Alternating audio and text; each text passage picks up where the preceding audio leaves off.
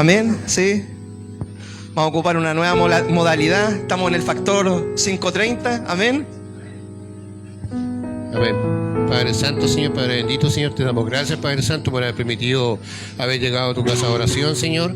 Gracias, Señor, por este día más que tú le has dado también, Señor, para reunirnos con nuestros hermanos, Señor, con nuestros hermanos en Cristo, Padre Santo, Señor.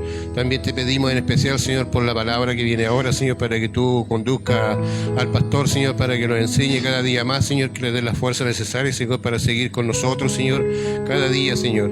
Bendice tú este templo, Señor, que tú lo has dado, Señor, para reunirlo, Señor. También bendice a pastor, Señor, también por la paciencia que tiene, Señor, y por todo lo que Él nos ha enseñado, Señor.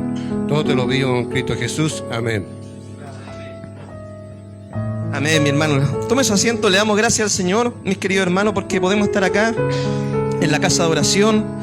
Le damos gracias al Señor. Dios está haciendo algo lindo con el ministerio de varones. Ya hace, como decía nuestro hermano Jonathan, hace un par de días que nos estamos reuniendo a las 5:30, ya todos los días de lunes a viernes para poder orar y buscar la presencia del Señor. Y ha sido un lindo tiempo, un tiempo edificante de crecimiento. Mis hermanos están trayendo devocionales del libro de Osea, ¿cierto? Dijimos, ¿qué libro vamos a estudiar? Osea estudiamos. Y ahí están trayendo los devocionales y han estado muy bonitos, mi hermano. Ya hasta algunas hermanas de repente se nos quieren ahí compartir con nosotros nuestras oraciones de las 5:30, así que esto produzca un avivamiento, amén, en el departamento de varones. Yo creo que el año 2024 va a ser nuestro año, amén, amén, así que vamos con toda la barra, ¿cierto?, para los varones, que Dios nos ayude a poder ser hombres fieles, que es lo más importante, hombres que busquemos la presencia del Señor y que seamos hombres conforme al corazón del Señor, amén. Bien, abra su Biblia, Evangelio de Marcos, capítulo 14, versículo 26. Sentadito, allí como está, ¿cierto? Le vamos a dar lectura y vamos a ir explicando la palabra.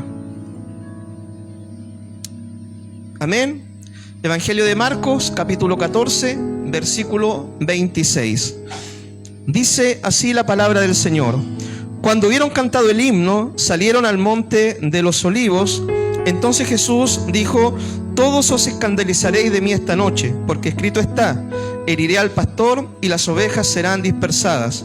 Pero después que haya resucitado, iré delante de vosotros a Galilea. Entonces Pedro le dijo: aunque todos se escandalicen, yo no. Y le dijo Jesús: de cierto te digo que tú hoy, en esta noche, antes que el gallo haya cantado 2 veces, me negarás 3 veces. Mas él con mayor insistencia decía: si me fuera necesario morir contigo, no te negaré. También todos decían lo mismo. Amén. Bien, este pasaje, ¿cierto?, lleva por título: Jesús anuncia la negación de Pedro. Y yo, mis queridos hermanos, en esta mañana les quiero compartir, ¿cierto?, como tema general sobre las pruebas, las dificultades, los problemas que nosotros vamos a pasar en la vida como cristianos, o también no siendo cristianos. La gente que no conoce al Señor igual pasa por problemas. La diferencia es que nosotros en medio de las pruebas tenemos a alguien en quien confiar, alguien en quien descansar, alguien en quien apoyarnos. Y para el Hijo de Dios todas las pruebas tienen un propósito, ¿ya? Entonces esa es la diferencia entre los problemas que tenemos nosotros y los problemas que tienen las personas que no conocen al Señor, ¿ya? Algunas verdades, ¿cierto?, sobre las pruebas. La primera verdad, mis queridos hermanos, es que todos, tarde o temprano, vamos a pasar por pruebas. Todos, tarde o temprano, ¿cierto?, vamos a pasar por pruebas, ¿cierto? Así que nosotros debemos estar atentos, mis queridos hermanos, ya, atentos a que tarde o temprano, ¿cierto?, puede llegar la aflicción, puede llegar la prueba, puede llegar el problema a nuestra vida. La prueba, mis queridos hermanos, puede ser un problema de salud, puede ser un problema económico, puede ser un problema laboral, puede ser un problema aún en el matrimonio o con los hijos. Hay diferentes tipos de pruebas, hay diferentes grados de pruebas, pero toda persona, tarde o temprano, creyente o no creyente, va a pasar por problemas. Cristo dijo: en el mundo hay aflicción, ¿cierto?, pero ustedes deben confiar, yo he vencido al mundo. Y en estos pasajes, ¿cierto?, que leímos, nosotros vemos de que el Señor le habla a Pedro y le dice de que él iba a tener que enfrentar una prueba. La prueba de permanecer fiel o la prueba de negar que él conocía a Jesús. Y en el momento, ¿cierto?, el Señor dijo: mira, van a herir al pastor, lo van a tomar preso al pastor, ¿cierto?, a Cristo. y todos van a ser dispersados. Y Pedro se levanta y dice: Señor, aunque todos te nieguen, yo no te voy a negar nunca. Es como que Pedro decía: Señor, todos estos te pueden fallar, pero yo jamás te voy a fallar. Y el Señor le habla a Pedro y le dice: mira, Pedro, antes que el gallo haya cantado, ¿cierto?, 2 veces, tú me vas a negar 3 veces que me conoces. ¿Ya? Entonces esta es la primera verdad. Todos vamos a pasar por pruebas. Lo segundo es que Dios, mis queridos hermanos, no nos va a dar una prueba más grande que la que nosotros podamos resistir. Esa es una verdad que usted debe conocer. Quizás nadie va a llegar a ser probado como lo fue Job, que un caso extremo, ¿cierto?, que nosotros tenemos en la Biblia es el caso de Job. Job, hermano, pasó pero las 1001, ¿cierto? Se murió sus hijos, se partió su ganado, ¿cierto? Sus criados se murieron, se quemó su casa, le dio una sarna maligna como una lepra.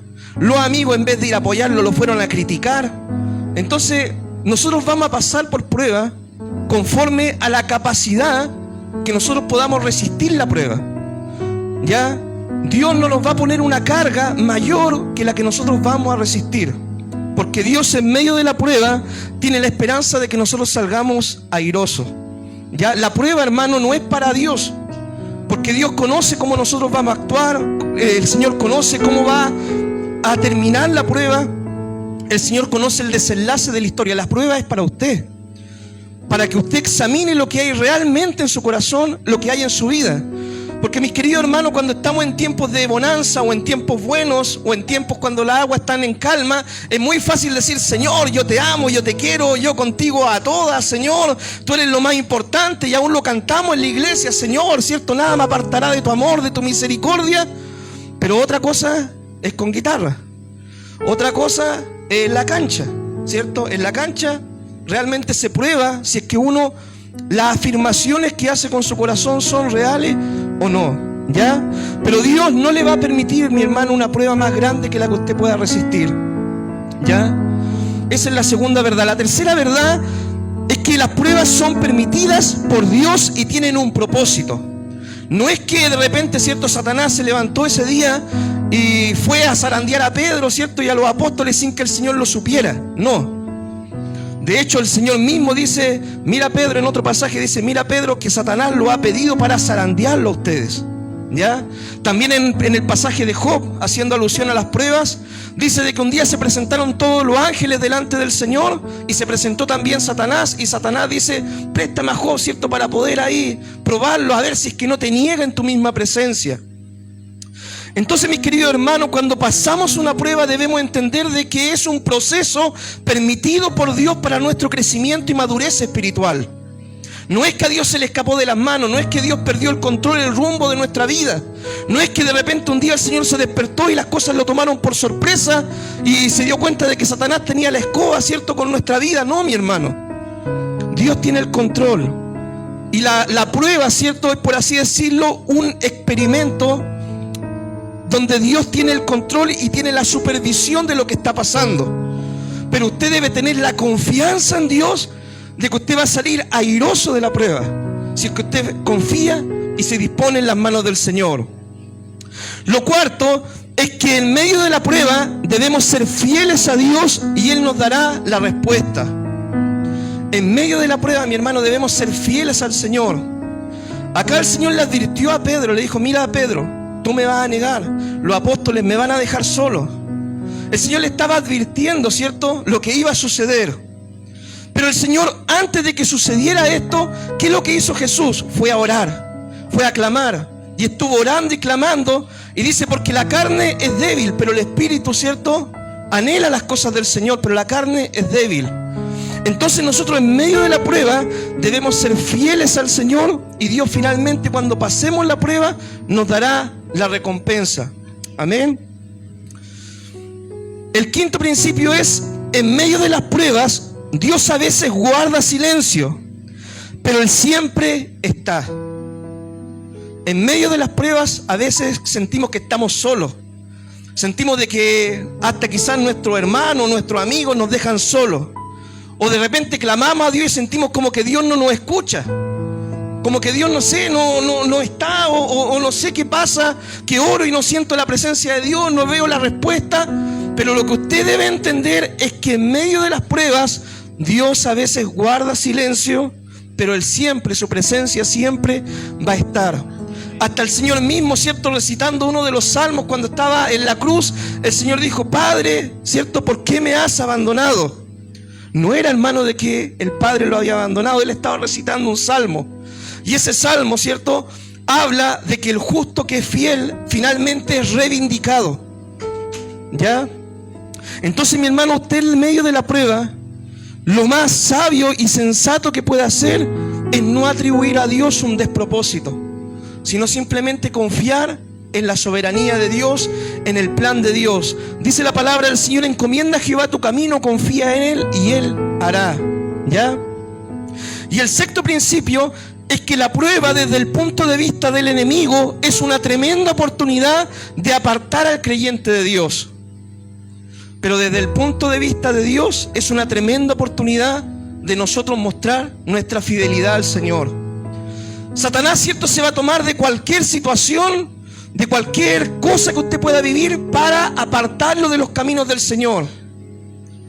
Pero usted, ¿cierto?, en medio de la prueba debe permanecer fiel al Señor.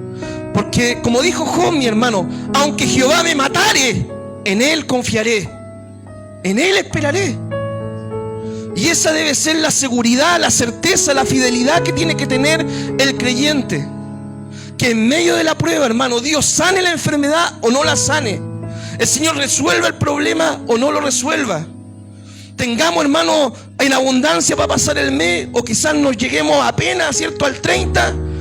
Pero en Dios debemos confiar y ser fiel al Señor, sea cual sea la situación que nosotros pasemos. ¿Ya? Bien, sigamos leyendo. Veamos el versículo 32, mis queridos hermanos. Dice: vinieron pues a un lugar que se llama Getsemaní, y dijo a sus discípulos: sentaos aquí entre tanto que yo oro.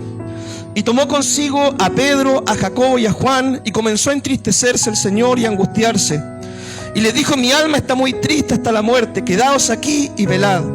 Yendo un poco adelante, se postró en tierra y lloró que si fuese posible pasase de él aquella hora. Y decía: Abba, Padre, todas las cosas son posibles para ti. Aparta de mí esta copa, mas no lo que yo quiero, sino lo que tú. Vino luego y los halló durmiendo y les dijo: Pedro, Simón, ¿duermes? ¿No has podido velar una hora? Velad y orad para que no entréis en tentación. El espíritu a la verdad está dispuesto, pero la carne es débil. Otra vez fue Jesús diciendo las mismas palabras. Al volver, otra vez los halló durmiendo, porque los ojos de ellos estaban cargados de sueño y no sabían qué responderle. Vino la tercera vez y les dijo: dormid ya y descansad, basta, la hora ha venido. He aquí, el Hijo del Hombre es entregado en manos de pecadores. Levantaos, vamos, he aquí se acerca el que me entrega. El Señor, mis queridos hermanos, después de advertir, ¿cierto?, a sus discípulos de que todo lo que iba a suceder, dice que fue a un lugar a orar, a un huerto a orar. Y dice de que tomó a 3 de sus discípulos más íntimos, Pedro, Jacobo y Juan, el grupo íntimo del Señor, y fueron a orar aparte. Y el Señor, mi hermano, iba a enfrentar esa prueba, y el Señor quería que sus apóstoles, sus discípulos, sus amigos más íntimos estuvieran con Él en ese minuto, orando, clamando, velando, ayudándole en la oración. Pero dice de que el Señor se pone a orar, y yo creo que pasa una hora y los va a ver y estaban durmiendo. El Señor va y le dice: ¿cómo no habéis podido velar una hora? Después ya va a orar de nuevo, pasa una hora y los va a ver, estaban durmiendo. Y cuando les pregunta qué están haciendo, no sabían qué responderle, estaban como recién despertando. Después el Señor va de nuevo a orar, ora otra hora y vuelve, ¿cierto? Y le dice: ya duerman, se acerca el que me entrega, ¿cierto? Levántense porque ya la hora ha venido. Bien, ¿cómo nosotros, mis queridos hermanos, debemos enfrentar las pruebas? Nosotros, mis queridos hermanos, debemos intensificar nuestro tiempo de oración cuando pasamos por pruebas, por dificultades. Cuando usted pasa por pruebas, por problemas, por dificultad, no basta, mis queridos hermanos, con orar 5 minutos. No basta ni siquiera con orar 10 ni 15 minutos. Usted debe intensificar la oración. ¿Cuánto dijo Cristo que debía orar? Dijo: ni siquiera habéis podido velar una hora. Es decir, hermano, el Señor, el tiempo mínimo que esperaba que sus discípulos oraran para superar la prueba, era un tiempo prolongado de oración de mínimo una hora. Hermano, y a veces nosotros queremos de que Dios responda a nuestras oraciones, o que Dios nos saque de en medio de la prueba, o que Dios solucione todas las cosas, ¿cierto? Apenas nosotros clamamos al Señor y no nos damos cuenta de la lucha espiritual que nosotros estamos llevando, de la carga espiritual que tenemos, del adversario con el cual nos estamos enfrentando, y pensamos que con decir 2, 3 palabras, ¿cierto?, va a pasar todo. Y no, hermano, es necesario orar. No tenemos lucha contra carne, contra sangre. Nuestra lucha es contra principados, potestades. Hay un enemigo, mi hermano, que no se duerme.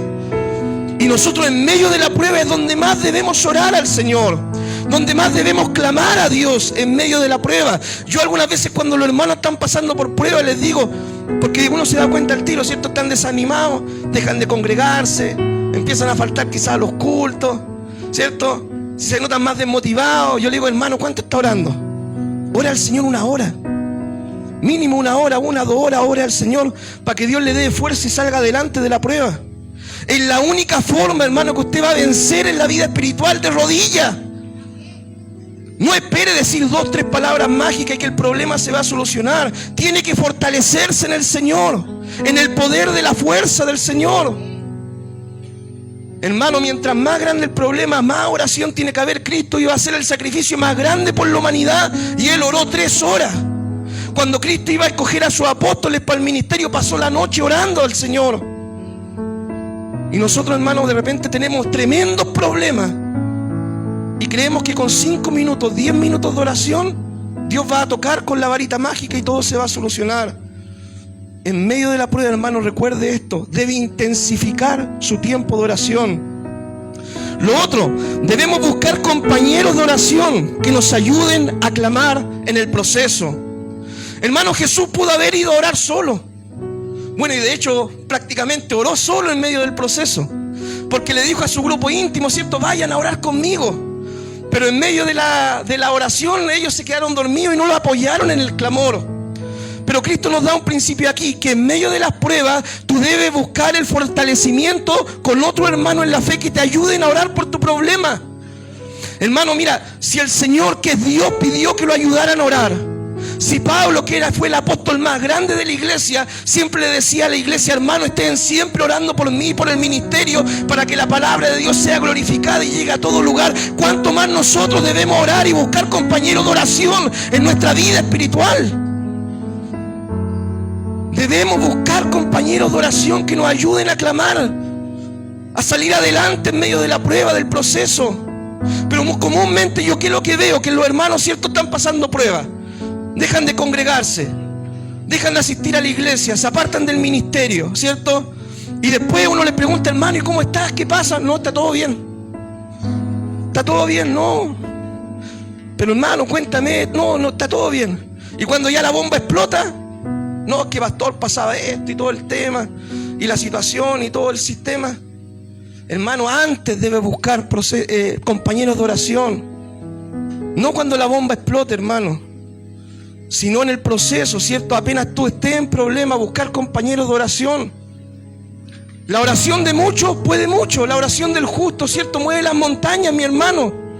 Si nos unimos en oración, en el clamor, en un mismo sentir, ¿qué es lo que dijo el Señor? Si 2 o 3 se unieran a clamar en una dirección, mi Padre lo haría. Si es la voluntad del Señor, entendemos eso, ¿cierto? Pero más oración en unidad provoca, ¿cierto?, un mover de Dios en medio de la iglesia y en medio de tu vida y en medio del proceso que tú puedas pasar. El otro principio, ¿cierto?, que encontramos cómo enfrentar las pruebas es que debemos, ¿cierto?, debemos buscar la voluntad de Dios y descansar en su soberanía.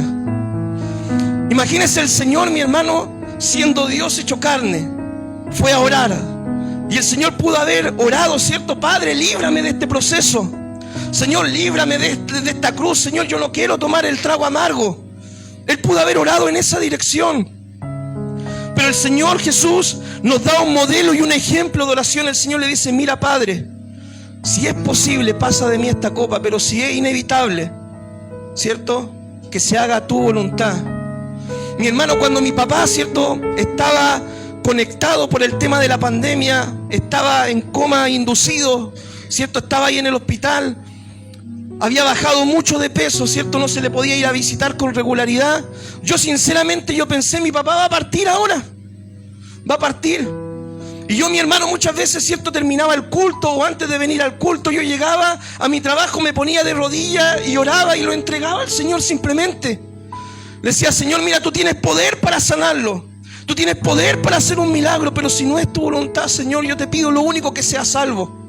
Yo no quiero que él se pierda, no quiero que se vaya a una eternidad sin ti.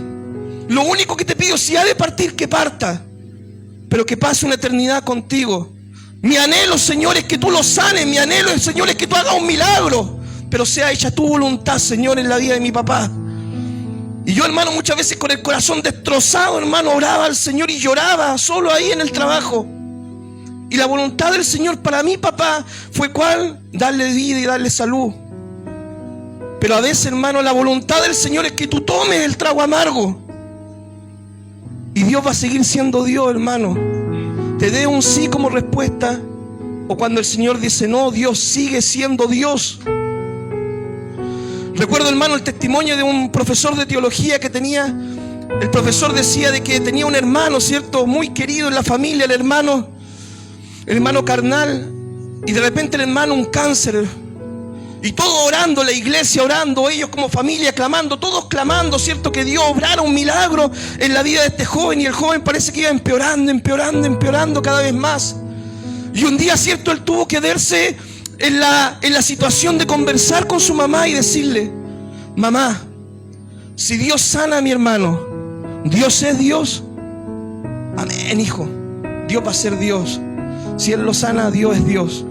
Y le dijo: y mamá, si Dios decide no sanar a mi hermano, ¿Dios va a seguir siendo Dios? Y ella, cierto, con lágrimas en los ojos le dijo: sí, hijo, cuando Dios dice no, Dios va a seguir siendo Dios igual. Y nosotros debemos entender esto, mis queridos hermanos, si queremos madurar espiritualmente. Porque muchas veces quizás Dios nos puede decir que no en una petición que nosotros tenemos. Y nosotros, si somos inmaduros espiritualmente, nos vamos a ir de los caminos del Señor, vamos a renegar contra Dios, vamos a blasfemar quizá el nombre del Señor, nos vamos a enojar, a irar con Dios, como le pasó a la mujer de Job, ¿cierto? Cuando Job, en medio de todo ese proceso, él conservaba su integridad, a pesar que su hijo había muerto, a pesar de que sus criados habían muerto, a pesar de que había perdido sus animales, sus casas, sus tierras, sus posesiones. En medio de todo ese proceso, Job mantenía siendo fiel al Señor. Un día llegó la mujer y le dijo: ¿sabes qué más, Job? ¿Por qué no maldices a tu Dios y te mueres? Y hay muchos cristianos que cuando pasan el proceso y Dios dice no, mi voluntad es que tome el trago amargo, Dios deja de ser Dios para sus vidas. Y esto no debe ser así, hermano. Dios es Dios cuando sana y cuando decide no sanar. Dios es Dios, hermano, cuando te bendice y te prospera. Y Dios es Dios cuando te mantiene con el pan necesario.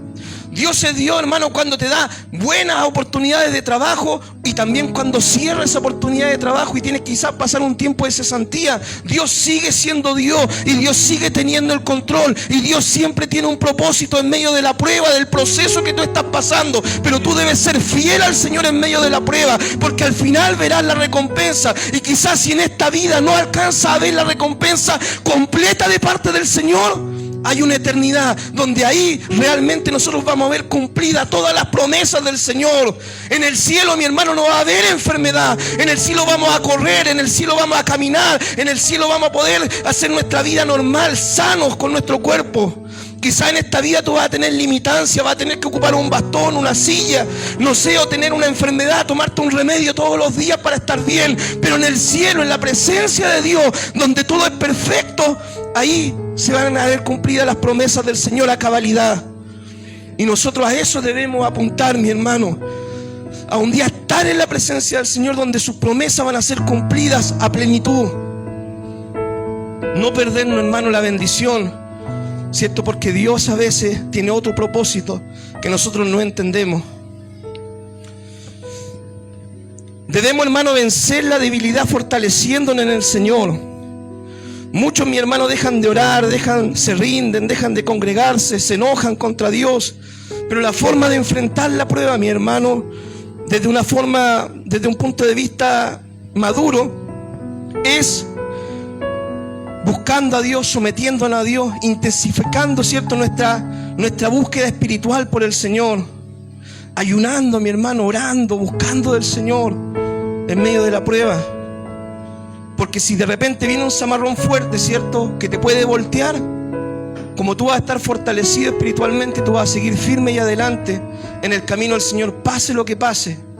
Amén. Pero si tú no estás fundamentado en la roca, puede que ese zamarrón te estremezca tanto que tu vida espiritual se derrumbe, ¿ya? Debemos resistir al diablo. Dice la Biblia, y huirá de nosotros. Debemos también nosotros, ¿cierto?, otro tipo de prueba, huir de la tentación, ¿ya? ¿Cierto? Huir de la tentación, no enfrentando la tentación. Pues soldado que arranca sirve para otra guerra. Entonces cuando hay una tentación, algo, uno arranca nomás de la tentación. Debemos, hermano, estar fundados en la palabra, ¿cierto? Para que cuando venga la prueba, porque, hermano, si tú no has sido probado todavía, yo tengo una palabra profética para ti en esta mañana. Tarde o temprano la prueba va a tocar tu vida. Tarde o temprano se va a demostrar de lo que tú estás hecho.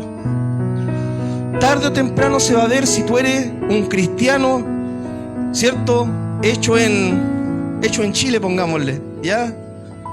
O hecho, ¿cierto?, en otro país, ¿cierto?, donde hacen las cosas de no muy buena calidad. En medio de la prueba se ve de lo que estamos hechos, mis queridos hermanos. Y tarde o temprano tú vas a pasar el proceso. Tarde o temprano te va a tocar verte enfrentado a ese vaso amargo. Y tú necesitas tener la madurez espiritual para, ya sea de que si Dios permite que te lo tomes, seguir adelante, o simplemente, ¿cierto?, si Dios decide contestar tu oración de una forma positiva, gloria al Señor. Pero quizás más adelante vendrán otras pruebas que van a remecer tu vida espiritual, pero debe estar fundado en la roca para poder salir adelante. Sigamos adelante, hermano, versículo 43. Dice: luego, hablando él aún, vino Judas, que era uno de los 12, y con él mucha gente con espada y palos de parte de los principales sacerdotes y de los escribas y de los ancianos. Y el que le entregaba le había dado señal diciendo: al que yo besare, ese es, prenderle y llevarle con seguridad. Y cuando vino, se acercó luego a él y le dijo: maestro, maestro, y le besó. Entonces ellos le echaron mano y le prendieron, pero uno de los que estaban allí, sacando la espada, hirió al siervo del sumo sacerdote, cortándole la oreja. Este fue Pedro, ¿ya? Dice: y respondiendo Jesús le dijo: como contra un ladrón habéis salido con espada y con palos para prenderme. Cada día estaba con vosotros enseñando en el templo y no me prendisteis, pero así es para que se cumplan las escrituras. Entonces todos los discípulos, dejándole, huyeron. Este versículo, ¿cierto?, nos habla del arresto de nuestro Señor. Y yo les quiero compartir también, ¿cierto, hermano?, cuando el propósito de Dios, ¿cierto?, es que nosotros tomemos el trago amargo. Dios, mi hermano, siempre responderá, ¿cierto?, según su voluntad. Y a veces el Señor no responderá como nosotros queremos. Le voy a contar una anécdota, mi hermano. Yo cuando era bien jovencito en los caminos del Señor, estaba recién empezando, era chiporro nomás, ¿cierto? Y un día yo tenía una petición delante del Señor. Era buena mi petición, ¿ya? Era buena, yo sé que era buena, ¿cierto? Pero el Señor estimó que no era buena, ¿ya? Y yo me acuerdo de que tenía la petición, que esa petición iba, por así decirlo, resolver mi problemática vida de adolescente en los caminos del Señor. Y fui todo, ¿cierto? Y el Señor me dijo: no va a ser así. Y yo me acuerdo de que yo iba caminando con mi mamá, ¿cierto? Y yo de repente le digo: uy, ¿por qué Dios me dice que no? Si mira, ¿qué Dios existe o qué? O yo, hermano, yo realmente en mi madurez, ¿cierto?, yo renegué un poco contra el Señor. Después, obviamente, cuando pasó el tiempo, entendí que no era la voluntad del Señor. Hoy día quizás ¿dónde estaría, hermano? Menos en este lugar, ¿ya? Entonces, cuando Dios, mis queridos hermanos, nos dice, gracias, nos dice que no, ¿cierto?, es porque el Señor tiene en su plan soberano otro propósito mayor que el que nosotros entendemos en el momento. Pero muchas veces cuando nosotros somos inmaduros renegamos contra Dios y como que nos enojamos y nos airamos y queremos irnos y podemos hasta golpearle el piso, la mesa al Señor donde estamos orando, porque queremos que Dios haga nuestra voluntad. Y no se trata, hermano, de eso. Dios va a hacer su voluntad, porque Dios siempre, como Padre bueno, va a hacer lo mejor para sus hijos, aunque eso signifique que tengamos que tomarnos el trago amargo. Cristo, mi hermano, es el mejor ejemplo de esto. Cristo sin ser pecador, porque dice que Él no cometió pecado. Cristo viviendo una vida pura, santa, y lo único que el Señor hizo fue hacerle el bien al prójimo. El Señor tuvo que tomarse el trago amargo por ti y por mí. ¿El Padre pudo haberlo librado? Sí, pero el propósito de Dios es que lo tomara. ¿Para qué? Para que por medio de esa cruz nosotros tuviéramos hoy en día salvación, perdón, y fuéramos redimidos y reconciliados con Dios. Pero Cristo, hermano, no tenía que tomar ese trago amargo, pero Él lo tomó por ti y por mí. Porque ese trago amargo, hermano, era todo el pecado de la humanidad, todo el castigo de Dios que iba a caer sobre Él. La vergüenza que Él iba a tener que pasar, ¿cierto? En esa cruz, los golpes, los azotes, lo escupieron al Señor, lo maltrataron, ¿cierto? Siendo Él inocente, no pecador como nosotros. Entonces Cristo es un ejemplo que nos dejó, ¿cierto?, la palabra de cuando Dios decide que nos tomemos también el trago amargo. Nosotros vemos que después de 3 días, eso sí, por la fidelidad de Jesús, ¿qué es lo que pasó? Resucitó, ¿cierto? Resucitó en gloria, nombre sobre todo nombre, a la diestra del Padre, toda rodilla se dobla ante el Señor. ¿Qué nos enseña esto, mi hermano? Que muchas veces quizás si en esta vida nos tenemos que tomar el trago amargo, cuando terminemos nuestro proceso y partamos a la presencia del Señor para estar con Dios, ahí vamos, ¿cierto?, a gozar de nuestra fidelidad que demostramos al Señor en medio de la prueba. Pero a veces, mis queridos hermanos, Dios nos dice que no. Ejemplo de esto, por ejemplo, fueron los primeros cristianos. Durante los primeros 300 años de la historia del cristianismo hubo persecución en la iglesia. Muchos de ellos, mi hermano, fueron crucificados, fueron quemados, fueron decapitados, fueron torturados por causa de su fe, siendo personas inocentes. A muchos de ellos mataron su familia delante de ellos. Muchos de ellos, ¿cierto?, orando al Señor, clamando al Señor, siendo creyentes fieles, tuvieron que pasar el proceso. Dígame, ¿acaso usted piensa de que ellos no oraban? Señor, líbrame, ¿cierto?, de este emperador Nerón o del emperador que fuera, que persiga a los cristianos. Claro que oraban. Pero Dios decidió de que muchos de ellos, ¿cierto?, partieran como mártires de la fe. Otro ejemplo de esto fue Pablo. Pablo, por ejemplo, mi hermano, dice de que tenía un aguijón en su carne, se cree que era una enfermedad. Y dice de que Pablo oró 3 veces al Señor que Dios le quitara esa enfermedad de su cuerpo. ¿Y sabe lo que le respondió el Señor? El Señor le dijo: ¿no tienes fe, Pablo? No le dijo eso. Porque algunos creen de que si tú no te sanas es porque no tienes fe, y no se trata de eso. Dios le dijo a Pablo: Pablo, bástate de mi gracia, mi poder se perfecciona en tu debilidad. Y Dios le dijo que no a Pablo. Y Pablo, hermano, siguió sirviendo al Señor con fidelidad. Se cree que era una enfermedad a los ojos que tenía Pablo, porque después en Gálatas, ¿cierto?, Pablo escribe: mirad con cuál grandes letras le escribo, ¿cierto?, de mi propia mano y todo el tema. Entonces se cree de que tenía un problema visual, ¿ya? Pero hay ocasiones, mi hermano, que Dios dice que sí, y que Dios sí nos va a librar de la prueba, ¿ya? Están estas dos verdades. No crea usted de que siempre va a tener que tomarse el trago amargo. Hay minutos de que Dios sí lo va a librar de la prueba, ¿ya? Por ejemplo, el Señor libró a Sadrán, Mesac y Abednego del horno de fuego. Dice la palabra de que estos 3 jóvenes judíos eran fieles, ¿cierto?, a Jehová, al Señor, en Babilonia. Y un día el rey Nabucodonosor mandó a hacer una estatua, ¿cierto? Y todo aquel que no se inclinara ante la estatua, al sonido de la cítara, del bombo, ¿cierto?, del platillo, ¿qué iba a pasar? Iban a ser arrojados al horno de fuego. Sadrán, Mesac y Abednego, ¿cierto?, como jóvenes judíos fieles a Jehová Dios, ellos se mantuvieron firmes. Y fueron llevados ante el rey, ¿cierto? Y el rey le dijo: mira, si no se doblan ante la estatua que yo he hecho, van a ser atados y arrojados al horno de fuego. Y ellos dijeron: mira, rey, Dios tiene poder para librarnos de ese horno de fuego. Y si no nos libra, sépase que nosotros no vamos a servir a Dios ajeno. Nabucodonosor dijo: calienten el horno 7 veces y los lanza al horno. Y dice que cuando los lanza, ¿cierto?, ve de que ellos caminan en medio del fuego, y había una 4ª persona. El Señor estaba en medio de ellos, en medio de las llamas del proceso que estaban pasando. Y después el rey, ¿cierto?, dice: mira, yo veo 4, un ángel y todo, sáquenlos de ahí, ¿cierto? Y van y salen estos 3 jóvenes, y ahí el rey Nabucodonosor empieza a reconocer a Dios en su vida. Entonces, hermano, hay veces que Dios sí te va a librar del proceso. Y Dios sí va a contestar favorablemente. Otro caso es el del libro de Esther.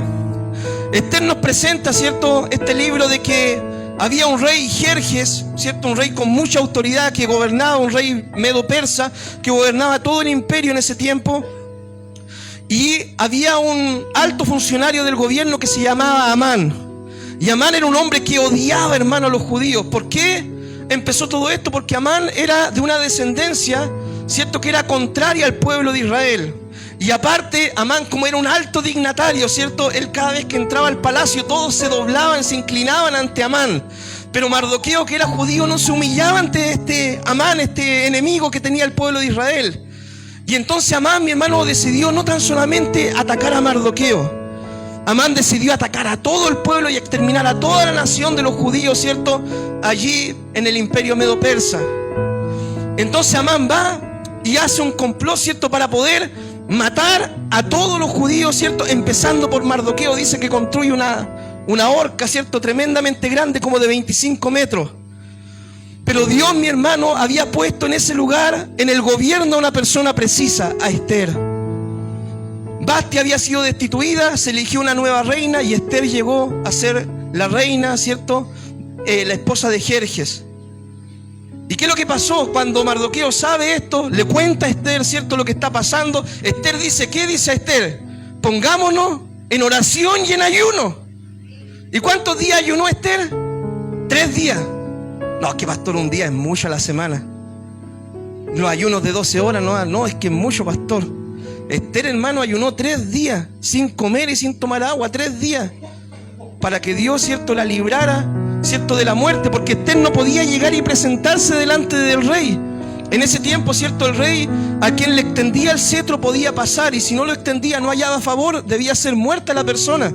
Basti ya había sido destituida, estaba en el antecedente. Entonces Esther oró, ayunó y se presenta ante el rey extiende el cetro, y después de un par de escenas, ¿cierto?, Esther le presenta la situación, y el rey se da cuenta del error que había cometido al darle tanta autoridad a este Amán y el decreto que él había emitido para exterminar a los judíos. Entonces, ¿cierto?, Amán es muerto, Mardoqueo ocupa el lugar, ¿cierto?, se mandan cartas que contrarrestasen las leyes que había puesto Amán en contra de los judíos. Entonces Dios, hermano, libró al pueblo judío de una forma extraordinaria, aún teniendo leyes gubernamentales en contra del pueblo de Dios. Pero Dios decidió librar a los judíos y preservarles la vida. Amén. El Señor en otra ocasión al rey Ezequías, ¿cierto? El rey Ezequías fue uno de los reyes fieles del pueblo judío. Y el rey Ezequías un día dice la Biblia que enfermó de muerte. Enfermó, hermano, de muerte, iba a morir. Mandan a llamar al profeta, ¿cierto? El profeta va y le dice, ¿sabes qué, Ezequías? Ordena tu casa porque tú vas a morir. Y dice que el profeta se va, el profeta Isaías se va, todavía no termina de salir del palacio, y dice de que Ezequías hace una oración al Señor, dice, dobla su rostro a la pared y empieza a orar y dice, Señor, mira, yo he sido fiel a ti, te he seguido con todo el corazón y todo el tema, dame años de vida, dame salud, dame vida, Señor. Y dice de que Dios contesta esa oración, le habla a Isaías, Isaías vuelve y le dice, ¿sabes qué? Dios ha escuchado tu oración y Dios añade a tu vida 15 años de vida. Otra oración que nosotros vemos en forma favorable. Entonces, mi hermano, ¿qué le quiero decir con esto?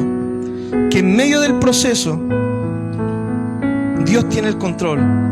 Y sea, hermano, que usted se tome el trago amargo y tenga que ir a la cruz como el Señor, recuerde que Dios va a estar con usted.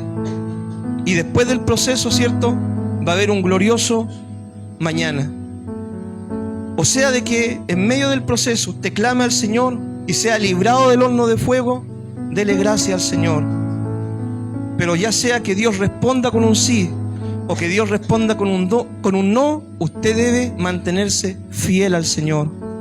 Solamente nuestra fidelidad nos va a permitir un día disfrutar plenamente en la presencia de Dios de la vida eterna que Dios tiene prometida para nosotros. Que Dios les bendiga, mi hermano.